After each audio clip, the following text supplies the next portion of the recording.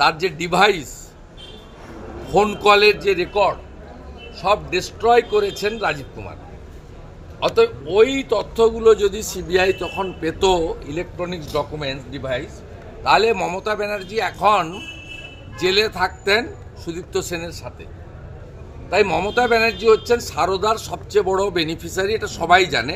ডেলোর meeting থেকে মহাকরণের সামনে অ্যাম্বুলেন্সকে পতাকা দেখানো এবং মুখ্যমন্ত্রীর রিলিফ ফান্ডে সারদার টাকা নেওয়া আর সারদা পরিচালিত তারা বাংলার কর্মচারীদের রিলিফ ফান্ড থেকে বেতন দেওয়া, সব মিলিয়ে মেন বেনিফিশিয়ারি যার আন্ডার কাস্টডি থাকা উচিত, তিনি বাইরে আছেন ডিউ টু রাজীব কুমার।